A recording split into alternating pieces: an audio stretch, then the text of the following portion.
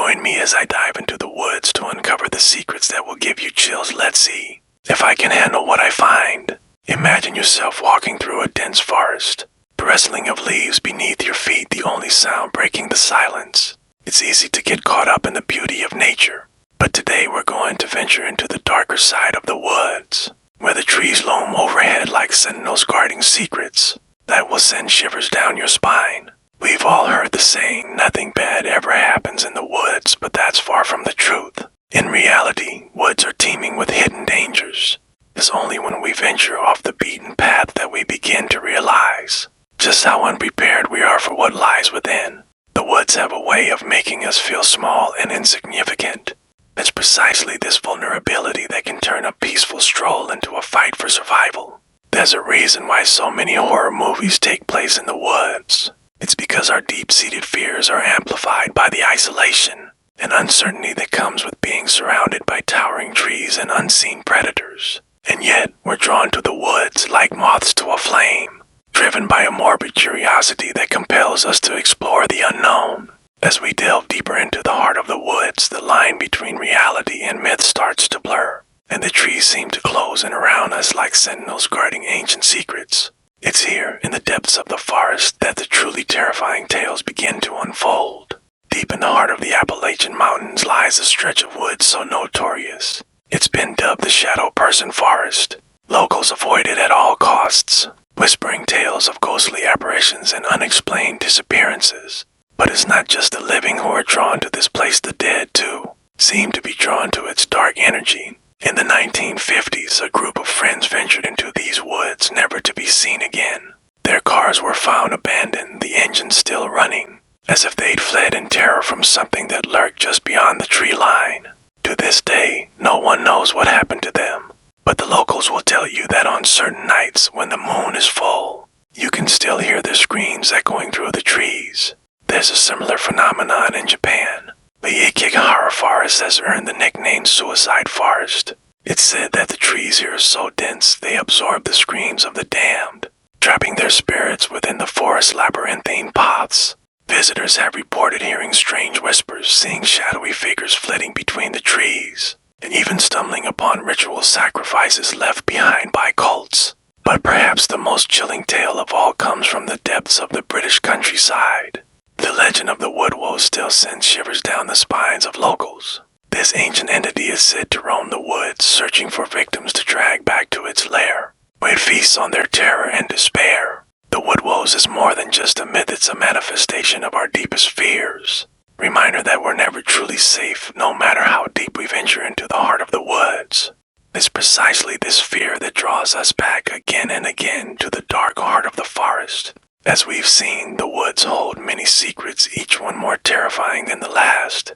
But it's not just the tales themselves that send shivers down our spines, it's the fact that they're rooted in reality, that we're never truly sure what lurks just beyond the tree line, waiting to pounce. So, have you had any spine-tingling experiences in the woods? Share your stories in the comments below, and if you're feeling brave, be sure to check out my next video where we'll explore more of nature's mysteries. Thanks for joining me on this journey into the heart of the woods. Until next time, stay curious, but beware of what lurks in the shadows.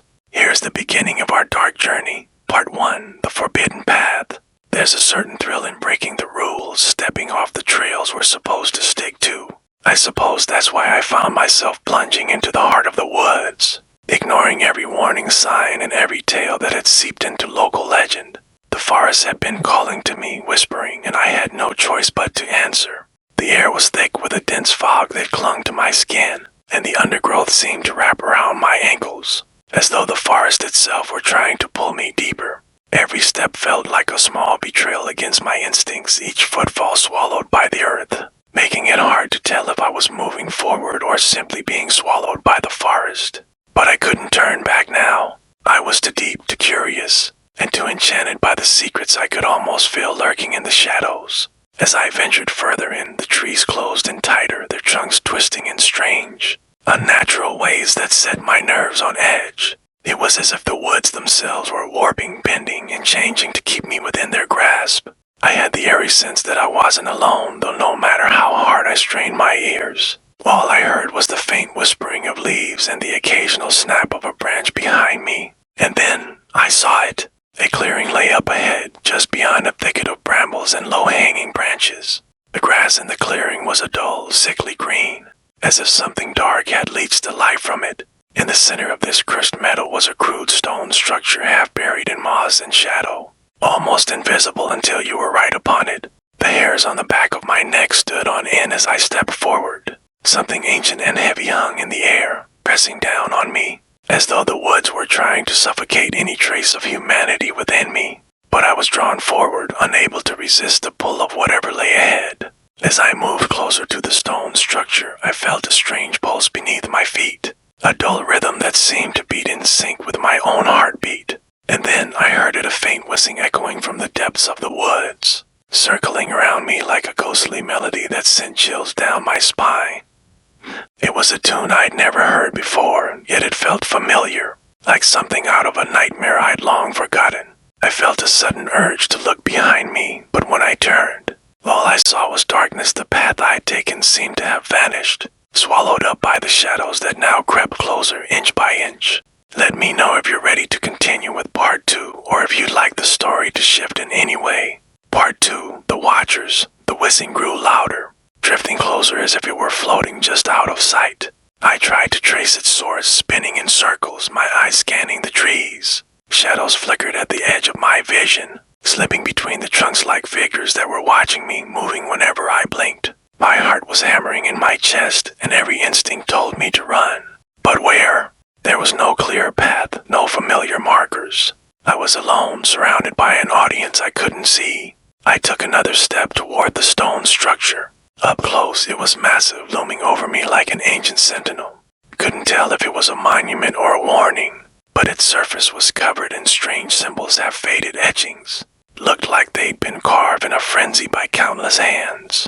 My fingers traced the worn grooves, and a shiver shot up my arm, as if I touched something forbidden. Suddenly, I heard the faintest whisper, almost lost beneath the whistling, murmur that seemed to rise from within the stone itself.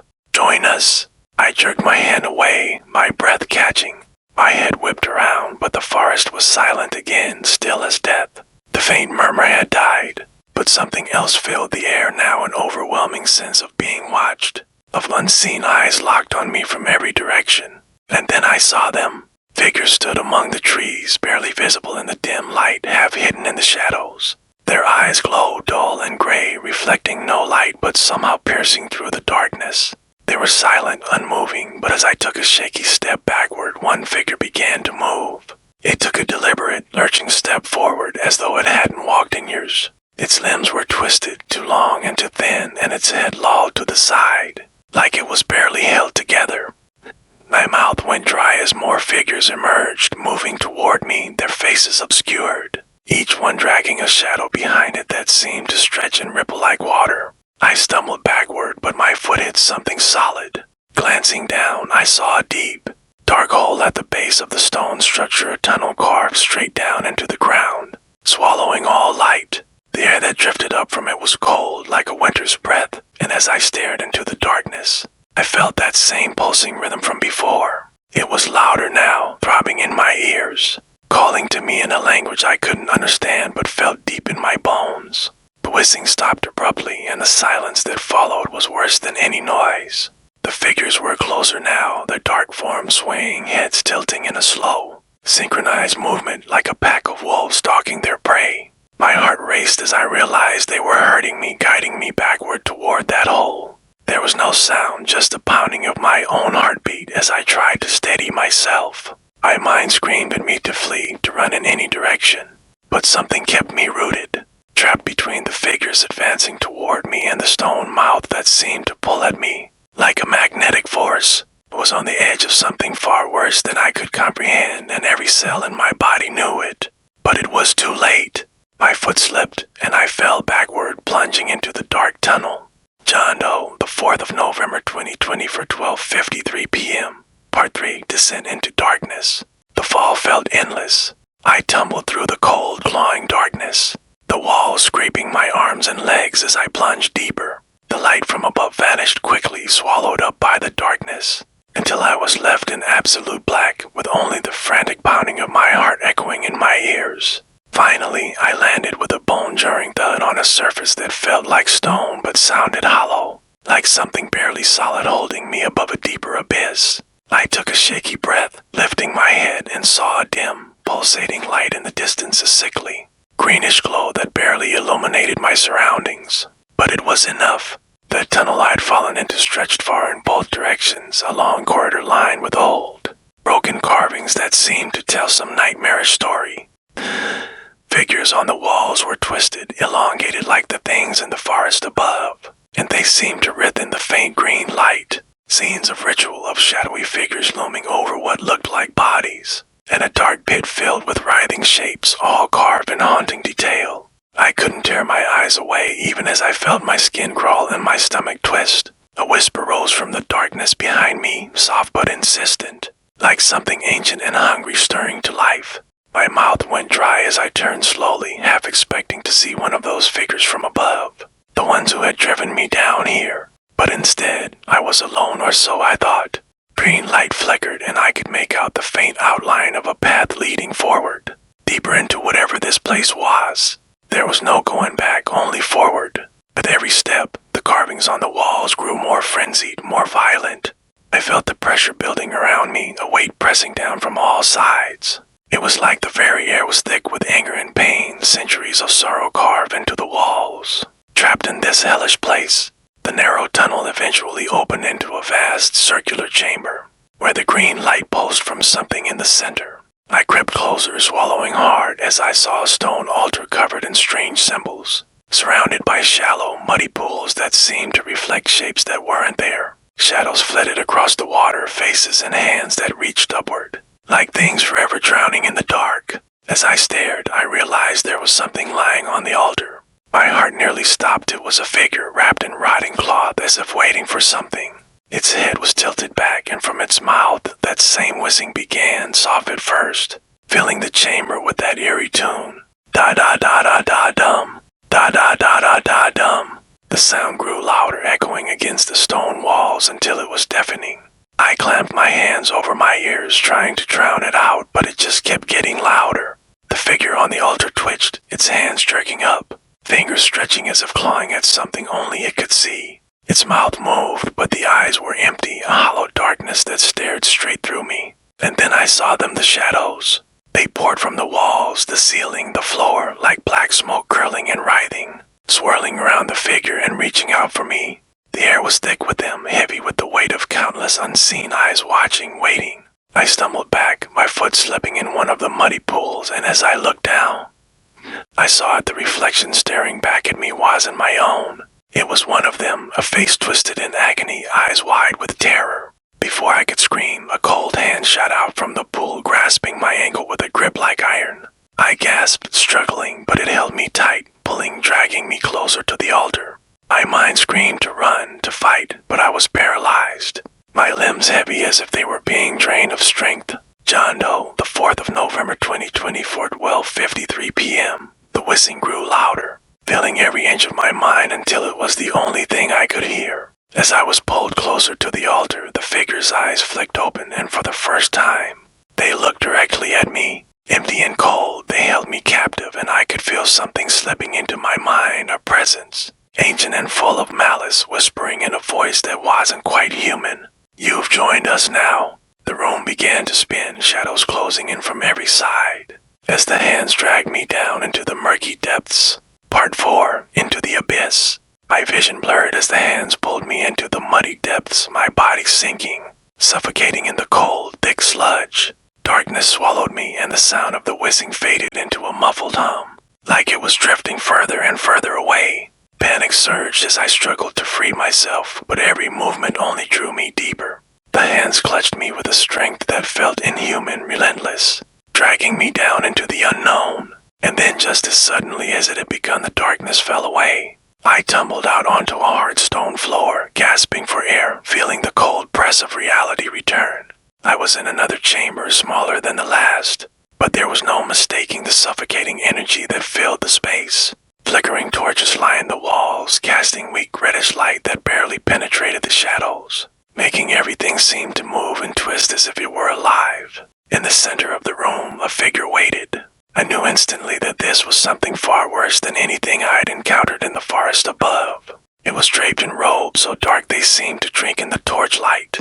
An impossibly tall and thin creature with a face shrouded in a hood. Its hands were visible, long, gnarled fingers wrapped in dark, mottled skin. The smell of decay filled the room. I fought the urge to retch as the figure slowly lifted its head, fixing its hollow gaze on me. "You are brave," it rasped, the voice thick and ancient, filling the air with an unnatural chill. "Few walk willingly into our domain." I couldn't answer. My voice was gone, my body locked in place by a fear that gripped me down to my bones. My mind screamed to run, but I couldn't move, couldn't break free from that gaze. The figure took a step closer, moving slowly, each footfall echoing in the chamber like a hammer striking stone. "You entered the woods seeking answers," it continued, the voice curling around me, sinking into my mind. "But the forest does not give freely. It takes." It raised one skeletal hand, pointing a long, bony finger toward me, and I felt a sudden, agonizing pain surge through my chest. I gasped, clutching at my heart, as a coldness spread through my veins, dark and heavy, making me feel as though I were being hollowed out from within. "Look upon those who came before you," it whispered, gesturing toward the walls. I tore my gaze from the figure, forcing myself to look around. I felt a wave of horror wash over me. The walls were covered in faces, distorted and twisted, mouths open in silent screams, eyes wide with terror. Some of the faces looked ancient, the stone worn and cracked, but others were fresh to fresh, the expressions frozen in their final moments of fear. A cold dread filled me as I realized the faces weren't just carvings. They were real people trapped within the walls, their bodies fused with the stone, preserved in a state of endless agony. I could almost hear them, faint echoes of their screams lingering in the air. "Do you see?" The figure hissed, the darkness in its voice curling into a satisfied sneer. "The forest has claimed them as it will claim you." I shook my head, taking a step back, but the figure was faster, gliding forward until it was inches from my face. It reached out with one hand, touching my cheek with a cold, bony finger, and the pain surged again, sharper this time, like knives cutting through my mind. "Soon you will join them. You will serve the forest forever." The shadows around us began to move, swirling and writhing as if they were alive, closing in on me, creeping up my legs and arms, pulling me toward the wall. I struggled, thrashing, but it was no use. The darkness was too strong, too powerful, wrapping around me like a shroud, suffocating me. I could feel myself sinking, my skin growing cold, heavy, as though I were being absorbed into the stone itself. The last thing I saw before the darkness overtook me was the figure's face. Hidden within the hood, a glimpse of hollow, empty eyes and a mouth twisted into a cruel smile. And then nothing. Part 5. The Price of Curiosity. I opened my eyes to a blinding white light, painful and searing. My first breath was cold, metallic, the air stale as if it had been trapped for centuries. As my vision adjusted, I realized I was standing in the same dark forest, the same twisted trees looming around me like silent witnesses. But something was different. The forest felt emptier. The sounds of the night, the rustling of leaves, the calls of distant animals all gone. I staggered forward, my legs heavy, my body numb, until I caught sight of the stone structure through the trees. I had been pulled back to where it all began, but the stone now looked even older, weathered as if centuries had passed since I'd first laid eyes on it. The carvings, once deep and harsh, had faded, and the air was thick with a sense of decay, of something ancient that had finally been exhausted. My body felt different, heavy, as if weighed down by invisible chains. My hands trembled as I reached up, touching my face. The skin was cold, almost brittle, and a chill ran through me as I brushed over my mouth. Realizing that my lips were cracked, stiff, and unresponsive, I stumbled to the edge of a small pond nearby, kneeling down to look at my reflection. A scream clawed at my throat, but no sound came out. Staring back at me was a face twisted in horror, my own eyes hollow, dark, and empty like the faces I had seen in the walls below. My skin was pale, lifeless, and my mouth hung open in a silent scream, frozen in an expression of eternal terror. I staggered back, my mind reeling, unable to comprehend what I was seeing. I was no longer alive. I was one of them. Realization settled over me like a shroud, suffocating. As I looked around and saw them, the figures from the walls, the souls the forest had claimed. They stood among the trees, watching, their faces twisted in silent agony, each one marked by the same hollow gaze that stared back at me from the water. I felt their sorrow, their despair, a weight pressing down on me that felt impossible to bear. They were all trapped here, bound to this place, bound to the forest forever. And then the whizzing began again, faint at first, floating through the trees like a lullaby of death. It was the same eerie tune, the same haunting melody, only now it sounded familiar, as if it were coming from within me, a part of me that could never be silenced.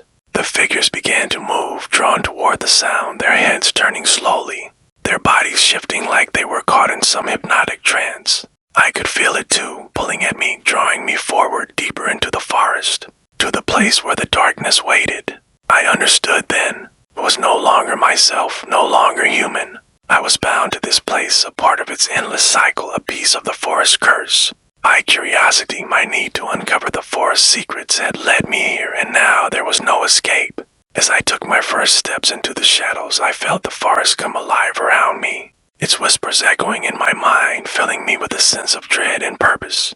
I was one of them now, another soul trapped in the forest, a guardian of its dark secrets, doomed to wander the woods for eternity. And somewhere, deep within me, a voice whispered, a faint, chilling reminder of the price I had paid. Welcome to the forest.